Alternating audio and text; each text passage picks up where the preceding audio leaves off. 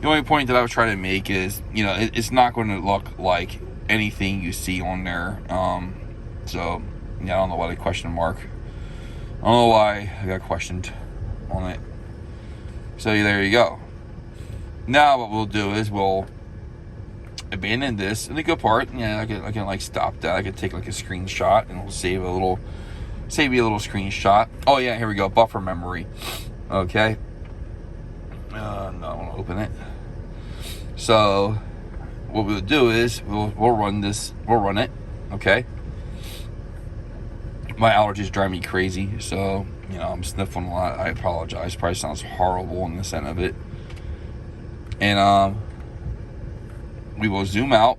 Right now we're at 500 microseconds per division, or 1/2 of a millisecond. So this is 500 millionths of a second. So we'll zoom out. We'll go to like 5 milliseconds per division. Okay, and then we will stop it. And because of how little buffer this thing has and how little sample points that it can actually save, if you were to try to, let's say, zoom in on that, let's just say right there I wanted to zoom in to, let's say, 2 milliseconds per division, you lose a lot of detail in the capture. All right, let me get rid of the sample waveform. So like right there, you lose a ton of detail. Let's see.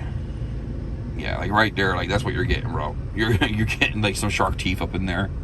All right. So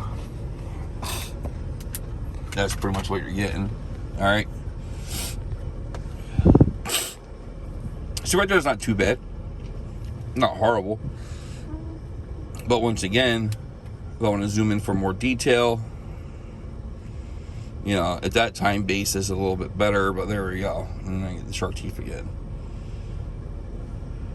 If I want to do a really long capture, so I'm going to do like 20 milliseconds per division, do a really long capture, gather as much data as I can. There's no previous buffers, and I can only zoom in very little.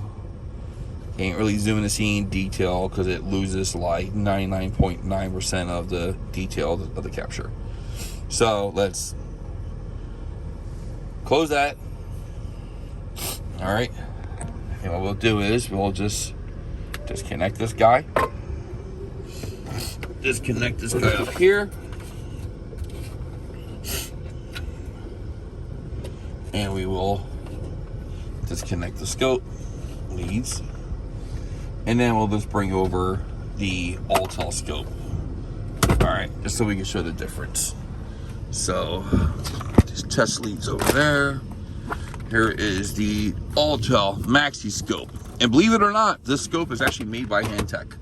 From what I understand, Hantek actually made this for Alltel. And if I'm going to suggest a scope, I would suggest this as a good, how do you say, not a beginner scope. Well, yeah, a beginner scope. Like, you know, because I do think it's a pretty capable scope. I think it definitely has a lot of good capabilities and a lot of good things that you can use.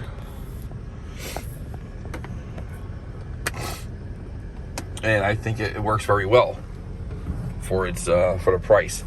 This kit for the Alltel scope is $339, and it comes with 4 sets of test leads, or Hantek test leads. And I can tell you right now, the test leads, please be mindful. Make sure you check them before you use them. I had one that was shorted right at the B and C connector. You can actually disassemble this. It's real easy. This comes apart. You can pull that spring back. This all comes apart. And then there was actually right where this coaxial wire, where what would be the positive going to the center pin there, where it kind of crimps in at, and the outer part of it, the braided wire on the outer part, that would be the negative or the ground, they were touching. And I found out the hard way when I shorted an injector circuit, diagnosing it. Luckily the circuit protected itself and didn't get damaged, but it did definitely smoke my my back probe. So I don't know which ones I'm hooked up to, which one's the A channel and B channel, but we'll just do it like that. We'll switch them around if need be. All right, which we should. It doesn't really matter. Okay, there we go. Same setup. DLC breakout box. This time using the Hantek Maxi, not the Hantek, the Maxi Scope from Autel, made by Hantek. Even though it doesn't say it anywhere it's on there, but it's made by Hantek. And we will go into the Maxi Scope software. And where is it hiding at? Where is it? Up right here. All right.